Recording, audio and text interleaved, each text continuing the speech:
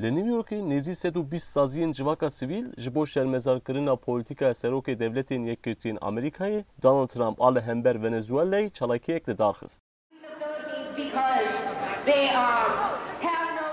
Sedan kesên ku li ber avahiya Trump a li Wall Streetê kom bûbûn, bi pankartan û bi axaftinên ku hatine kirin, peyama hevkariyê ji bo gelê Venezuelayê şandin.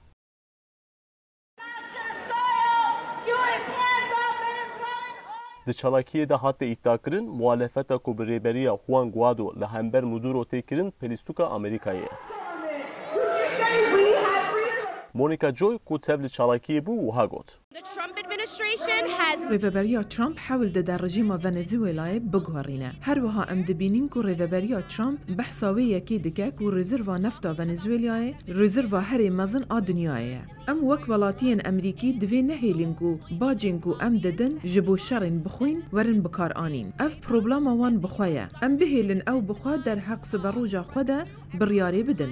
Çalakerek edin Alan Davidson jî derheqê çalakiyê de wiha got.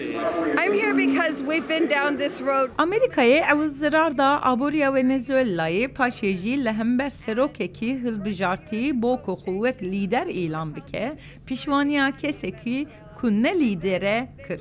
Mafên mirovên vê derê yan jî rêveberiya dîktatoriya vê derê nexema kesî ye. Armanca wan nefta vê derê ye. Divê Amerîka destê xwe ji Venezuelayê û ji hemû welatên din bikişîne. David Rush jî ragihand ku tukarê Amerîkayê li Venezuelayê nîne û wiha berdewam kir. The current government is nothing other than a cabal of racist, classist. Rêveberiya nihaya Amerîkayê nejatperest e û bi behaneya demokrasiyê li welatên din, bi taybetî ji welatên Amerîka Latîn, polîtikayên zerrmend birêve dibe. Divê em li hember vê yekê bikoşîn. Eger bi rastî em qenciya gelê Venezuelayê dixwazîn, divê di destpêkê de zimanê tund bi kar nehênîn. Sinan Tunçdemir, Dengê Amerika, New York.